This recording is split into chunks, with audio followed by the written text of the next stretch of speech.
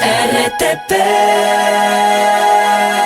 Ya se encuentra con nosotros de manera presencial la doctora Adriana Serrano. Ella es médico especialista en medicina interna y médico subespecialista en hematología clínica y en oncología clínica. Con ella vamos a hablar un poco sobre el Día Universal de la Lucha contra el Cáncer, que es hoy 4 de febrero. ¿Cómo está, doctora? Buenos días. Buenos días, Ramón, Jorge, y gracias por permitirme hablar hoy, 4 de febrero, Día Mundial importantísimo para nosotros los oncólogos y para toda la población. El día de hoy se celebra, pues, como ya lo han anunciado, el Día Internacional Global de Lucha contra el Cáncer, ¿no? Esto nace desde el año 2000 aproximadamente en París, donde se firma una carta de compromiso para tratar de mejorar el aspecto de prevención, diagnóstico temprano y el acceso a medicamentos oncológicos a nivel mundial. Trata de que las entidades a todo nivel, no solo a nivel gubernamental y público, no solo a nivel profesional, médico, sino que a nivel de pacientes, a nivel de familiares, puedan reconocer esta enfermedad, combatir un miedo o un tabú, hablar sobre ella y crear acciones concretas para mejorar todos estos aspectos, ¿no? Empiezan con estrategias de prevención, por ejemplo, promoviendo vacunaciones contra el virus de papiloma humano a partir de 9 a 11 años, empieza con campañas específicas de mejorar el estilo de vida saludable, que puede sonar cliché, pero que realmente son factores que logran prevenir el 30% de los cánceres actuales, y trata de mejorar en países como el nuestro, el Ecuador, donde el acceso a los medicamentos oncológicos es realmente muy limitado, convenios con farmacéuticas internacionales que permitan acceder a precios más realistas para nuestros medios este tipo de medicamentos y lograr modificar el curso de esta enfermedad que es mortal, ¿no? ¿En qué ha avanzado después de que se firmó hace no sé cuántos años, cuántos tiempos este convenio en París? ¿Concretamente en Ecuador o a nivel mundial? A nivel mundial. Ya, pues a nivel mundial, o sea, yo creo que lo más importante que hemos alcanzado en los últimos años es el tema de la vacunación contra el virus papiloma humano. Yo le pongo un ejemplo, cuando yo empecé la carrera de medicina, no era ley ni obligación la vacunación a niñas y niños de 9 a 11 años contra el virus papiloma humano. Ahora, hoy en día sí, tenemos incluso hasta en el Ecuador, por parte del Ministerio, acceso a esta vacuna, y se sabe que, por ejemplo, esta vacuna está en el 90% de los cánceres de cervix asociada con cáncer de cervix, con cáncer de pene, con cáncer de vagina, con cáncer en el área de otorrinolaringología, lengua, laringe. Entonces, esta es una estrategia efectiva que se ha logrado estos últimos años. Otra de las cosas, por ejemplo, es ya se están reconociendo también sustancias que son carcinogénicas en a cierta exposición y después de estar expuestos por un largo tiempo. En Europa, por ejemplo, el asbesto, ¿no? A nivel mundial se sabe que puede causar cáncer de pulmón o cáncer de pleura. Se puso una prohibición de importación de productos con asbesto, ¿ya? Y que fue una prohibición casi que duró 10 o 15 años, esto fue ya hace casi unos 20 años, y esto ha logrado que la incidencia de cáncer de pleura, que está directamente asociada con la exposición a asbesto, haya disminuido. Eso, por ejemplo, todavía no existe aquí en el Ecuador, sería algo que se puede copiar. No sé si las campañas que se están haciendo para mejorar el estilo de vida saludable... ¿Qué es un estilo de vida saludable en el contexto, doctora claro. Serrano? A ver, empezamos con hacer ejercicio. Siendo concreta, se define como 30 minutos por día, 5 veces a la semana. Tener una dieta baja en grasas saturadas, rica en fibra. Dejar o evitar el uso de sustancias tóxicas como el tabaquismo, como el alcohol, ¿no? Dormir 7 a 8 horas, evitar la obesidad o el sobrepeso. Entonces, es este estilo de vida saludable del que tanto se habla en la medicina, ¿ya? Sumado a las estrategias de prevención como las vacunaciones o como las campañas de diagnóstico temprano, ya les voy a hablar, que disminuyen, pero estadísticamente hablando, realmente un 30 a un 40% la incidencia de cáncer general.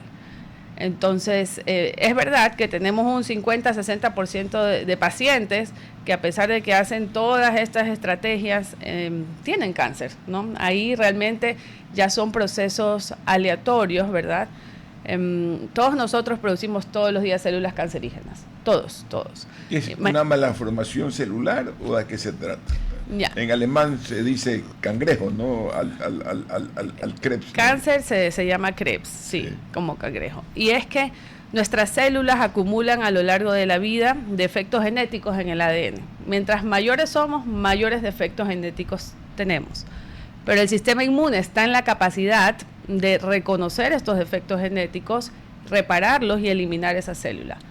Pero a lo largo de los años se acumulan estas mutaciones y el sistema inmune, que es la policía en el cuerpo, no logra eliminar una célula y esta se reproduce incontroladamente hasta formar una masa o un tumor, que es lo que ya nosotros reconocemos en la imagen, en la tomografía, en la resonancia, en el PET scan, o lo que la paciente siente en la clínica cuando ya le empieza a hacer su efecto de masa, su dolor, su irritación, etcétera. Entonces, es un proceso que en ciertas pacientes tiene un componente genético muy fuerte y que los factores modificables de los que hablamos realmente no son causalidad, pero es importante que la audiencia sepa y los ciudadanos sepan que el cáncer es multifactorial, ¿no? Que sí existen factores modificables que ellos pueden hoy en día controlar y existen los que no se pueden controlar. Entonces, ¿cuáles son los que se pueden controlar y cuáles son los que no se pueden controlar? Ya, los que no se pueden controlar son las alteraciones genéticas, ¿no? Los que sí se pueden controlar, la exposición a rayos ultravioleta, tenemos que protegernos con bloqueador. Podemos controlar los métodos de detección temprana. Por ejemplo, las mujeres, nosotros deberíamos a partir de los 40 años tener todas una ecografía mamaria, una mamografía. A partir de los 50 años, hombres y mujeres deberíamos tener una endoscopía digestiva alta y baja de control, porque el cáncer gastrointestinal se demora años en desarrollarse, ese sí que se demora años. Los hombres deberían a los 50 años hacerse un examen de sangre que se llama antígeno prostático específico y un tacto rectal, porque sabemos que 1 de cada 12 hombres va a tener cáncer de próstata y esto es un método efectivo para diagnosticarlo tempranamente y evitar estadios tardíos. Llevar el estilo de vida saludable que ya hemos hablado, disminuir el consumo de alcohol, de tabaquismo, disminuir la exposición a carcinógenos, ya hablamos del asbesto. Ahora también se está estudiando mucho, por ejemplo, la eritrocina, que es este colorante rojo que está mucho en los caramelos de los niños, en gelatinas, ¿no? Hay una asociación indirecta. Entonces, si nosotros sumamos las estrategias preventivas de estilo de vida, de controles en exámenes oncológicos oportunos, ¿verdad? Logramos, no puedo prometer a la audiencia, logramos que no aparezca cáncer, no, pero logramos disminuir nuestro riesgo, porque el cáncer es heterogéneo. Y puede ser que usted y yo tengamos las mismas mutaciones, pero en mí se desarrolla cáncer porque no llevo este estilo de vida saludable y mi sistema inmune no está en la capacidad de eliminarlo, y en usted sí. Entonces, hay que comprenderlo así a este nivel de complejidad. Ahora, al mismo ritmo que se observan avances en este tema de la medicina, aparecen como nuevas patologías, nuevos enfoques. ¿Cómo es su visión sobre eso, doctora Serrano? Sí, o sea, la oncología ha evolucionado. Antes se trataba mucho con terapias citotóxicas, llámese la quimioterapia, ¿no? Casi todos los cánceres se trataban de manera bastante similar. Hoy en día se conoce la biología tumoral, la genética tumoral, ¿ya? Como un cáncer de mama A un cáncer de mama B tienen diferentes mecanismos fisiopatológicos de producción, y por tanto la estrategia terapéutica va muchas veces dirigida a una diana, a un target genético. Tenemos por eso las llamadas terapias dirigidas, tenemos el boom de la inmunoterapia a partir del año 2006, en donde el concepto principal para tratar tumores es fortalecer el sistema inmune, como lo hacemos nosotros todos los días fisiológicamente para eliminar células cancerígenas. Entonces, la evolución es hacia un concepto, una medicina más inmunológica, genética, tratamientos multimodales, tratamientos personalizados, ¿no? Ahora yo puedo decir, Cuando veo noticias que dicen se descubrió este medicamento cura contra el cáncer, siempre eso no es verdad, porque los tumores son tan heterogéneos que yo no creo que va a existir una sola cura, ¿no? Que la cura del tipo específico de cáncer va a requerir diferentes mecanismos de tratamiento, ¿no? Entonces, sí, esta es la evolución, dejar la citotoxicidad y las terapias generalizadas, pasar a una medicina personalizada basada en las características genéticas biológicas del tumor. Jorge. Que por ejemplo, y no sé doctora si usted conozca el tema, pero en los últimos días y semanas, incluso muchas personas de mi generación han compartido en redes sociales un video de un doctor en España que justamente está trabajando científicamente por una cura contra el cáncer de páncreas específicamente, donde él hablaba que había tenido resultados muy positivos en el ámbito, digamos, científico, y que ahora está buscando quizás ese siguiente paso, que ya es ir a la, no sabría decir cuál es el término correcto científico acá, pero al uso con ya personas que tengan con esta enfermedad. Quizás usted nos pueda comentar un poco más sobre esto y sobre todo ampliando esa idea que usted menciona, ¿no? Que sí, la cura va a ir justamente a eso me refería, porque ese es un buen ejemplo. Ahora sale esta noticia, ¿verdad? El cáncer de páncreas es uno de los cánceres que tiene menos componente ambiental, o factores ambientales, y tiene un componente genético gigante. El 70 al 80% viene por una acumulación de mutaciones. Y al final, la mutación que siempre aparece es una KRAS, que es la que está estudiando este científico en España. Y de los tipos de mutaciones de este KRAS, pues hay bastantes, ¿no? Y ya tenemos hoy en día medicina que va contra esta mutación, ya contra diferentes locus de la mutación, en otros tipos de cánceres que se están utilizando en pulmón o en colon, que no han logrado todavía curar estos tipos de cáncer, porque se sabe que no es la única mutación que ha producido este tipo de cáncer, sino que hay muchísimas. Imagínense que es un conjunto de mutaciones. Este científico español está estudiando un medicamento que va contra 3 distintas mutaciones de KRAS y lo ha probado ahorita a nivel biológico, a nivel de modelo de ratón. Entonces, para que esto sean medicamentos que nosotros comprobamos que funcionan en humanos, tienen que pasar por estudios fase 2, fase 3, en un número representativo de personas. Y para que nos demos una idea de estos tipos de estudios, generalmente 1 de cada 8 terminan siendo positivos y con medicamentos aprobados para un paciente, ¿ya? Entonces falta mucho en esta línea por investigar, pero por supuesto que es un buen inicio, ¿no? O sea, todos los medicamentos empiezan así, ¿no? Pero yo no lo titularía... el remedio. Es el remedio, como sale siempre cuando hay algún avance. Puede ¿no? ser, es un antídoto en alguna forma. Bueno, es un mecanismo, es un medicamento que está funcionando en uno de los mecanismos de la formación de cáncer de páncreas. Eso me parece que es correcto. Ok. Y en el tema, ya ahí entrando en la realidad nacional, y usted recién está un año, creo, después de haber trabajado muchos años en Alemania, ¿cómo ve la evolución de los tratamientos, el manejo clínico del cáncer, de la oncología en el país? Quito la palabra cáncer y pongo la oncología. Claro, yo llevo un poquito más de 6 meses aquí y pues sí son realidades distintas manejar pacientes oncológicos en países de primer mundo, donde hay acceso a todo lo que se necesita y todo lo que está disponible hoy en día, comparando con el Ecuador. Tenemos pues en el Ecuador la limitación diagnóstica. Yo todavía no entiendo cómo tenemos un solo PET scan en la ciudad de Guayaquil, ¿no? Que es un método primordial de imágenes diagnósticas en cáncer para una ciudad tan grande, con una población de millones de habitantes, y que no solo es la población de Guayaquil, es toda la gente que se viene a tratar de los alrededores. Tenemos también mucha limitación en la patología, ¿no? Ahora, cuando yo hago mi biopsia o mi prueba para diagnosticar un tipo de cáncer, pienso que la patología se queda muy en la superficie, no avanza hacia la parte, en muchas ocasiones, hacia la parte genética, que yo justamente quiero saber, para no solo saber si es cáncer de páncreas, yo quiero saber que es cáncer de páncreas con tal mutación y emitir mejor pronóstico y saber si le puedo ofrecer terapias dirigidas como las que están estudiándose en el mundo. Y por último, el ecuatoriano, pues que tiene un seguro IES o Ministerio de Salud Pública, es tratado con medicamentos que se encuentran en la tabla básica de medicamentos del Ecuador, que también tienen en la mayoría de los casos solo citostáticos y no terapias modernas. Son muy pocos los medicamentos modernos que se encuentran en esta tabla. Entonces, para esta población, realmente yo creo que estamos no sé, me imagino a unos 30, a unos 40 años de la oncología a estándares internacionales. Tenemos pacientes con seguros privados a los que se les puede ofrecer casi todo lo que está en el exterior.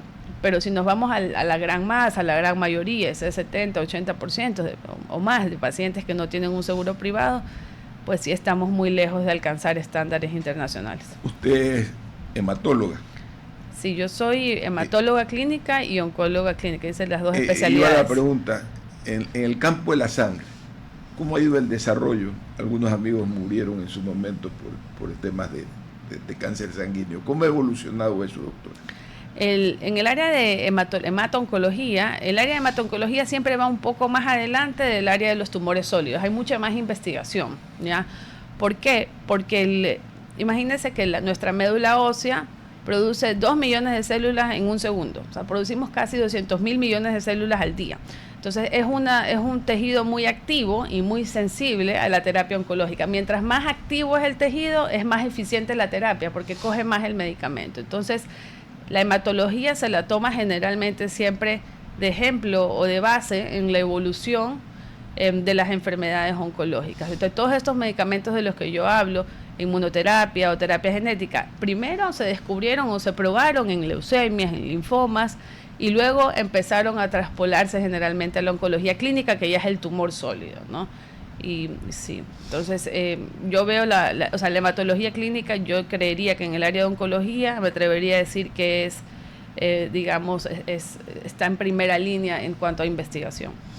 Jorge, ¿alguna Doctora, última pregunta? Sí, yo quisiera preguntarle algo que he tenido ganas de preguntarle a un médico especialista hace mucho tiempo. He escuchado, por ejemplo, que el tema del ayuno intermitente, ocasionalmente, ese ayuno que te lleva a hacer ya 48, 72 horas, que te produce la autofagia, puede ser algo también saludable o una especie de mecanismo de prevención que podría hacerse regularmente o cada cierto tiempo en las personas, justamente para tratar de que el cuerpo de alguna u otra forma limpie células, como que se regeneren células de nuestro cuerpo, y quizás saber realmente desde su perspectiva ya clínica como tal, es qué hay de cierto en eso y si realmente puede ser el ayuno intermitente de la manera ocasional algo positivo, al menos para prevenir este tipo de enfermedades. Bueno, en el área de oncología realmente no se recomienda el ayuno intermitente, a pesar de que se sabe que las células productoras de cáncer o cancerígenas consumen mucha glucosa, ¿ya? El pronóstico del paciente, ¿ya? Cuando nosotros comparamos los pacientes en ayuno y sin ayuno en un estudio clínico fase 3, randomizado y multicéntrico, les va peor o tienen menor tasa de supervivencia que aquellos que hicieron ayuno, porque nuestras células sanas también necesitan glucosa. Y entonces nosotros, si bien esta es una estrategia que en teoría o en estudios biológicos o por fisiopatología debería funcionar, cuando vemos ya el conjunto del paciente, vemos pacientes que se desnutren por eso en el proceso oncológico y tienen al final en las curvas de supervivencia peor tasa de supervivencia, ¿no? Son las curvas globales que usamos en oncología de supervivencia, Kaplan-Meier de 5 años. A estos pacientes les va peor. El paciente oncológico debe mantener sí una dieta saludable como cualquier persona. Casi siempre nuestro objetivo es mantener el peso. Durante el tratamiento yo no quiero que ni aumente mucho ni que pierda peso, porque ya el proceso oncológico lleva un consumo de energía increíble. Entonces, realmente para oncología no hay datos científicos que lo avalen, incluso puede ser perjudicial en supervivencia. Una última pregunta, y más médica. ¿Cómo ve el desarrollo y el futuro de la medicina con toda la inteligencia IA y con todo estos conceptos contemporáneos? ¿Cómo ve y cómo la percibe, Adriana? Yo soy fanática de la inteligencia artificial, ¿no? Pienso que es una herramienta que ayuda mucho. Pienso que tiene que estar bien guiada. Yo he tenido ahorita 2 casos de pacientes muy, muy complejas que ya pasaron por muchísimos profesionales, ¿no? Donde son enfermedades tan complejas que si no se ve todo el conjunto, no se pueden diagnosticar así de fácil, y donde la inteligencia artificial ha sido una herramienta para llegar a este diagnóstico diferencial, donde un cardiólogo llega a diagnosticar, y en este caso específico, una enfermedad hemato-oncológica muy compleja que otros 4 colegas no lograron hacer. Entonces, pienso que es una herramienta útil, que es un procesador que puede ayudarnos, pero que tiene que ir de la mano de la interpretación clínica, ¿no? Porque también la inteligencia artificial me da a veces un poco la respuesta que yo quiero escuchar, ¿no? Entonces hay que saberlo programar bien, se lo puede utilizar, yo lo uso, yo también doy clases de medicina en la UES, mis estudiantes lo usan, o sea, yo no puedo ir, yo tengo que ir a dar exámenes que yo sé que los estudiantes están preparándose así. Pero hay que tener siempre el enfoque correcto, meter las variables correctas, ¿ya?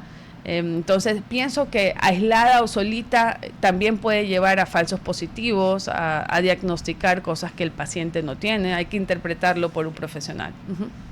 Muy agradecido Sí. que haya venido este 4 de febrero, Día Mundial de la Oncología del Cáncer. Sí. Gracias, Adriana, una gran mañana Encantada. por usted.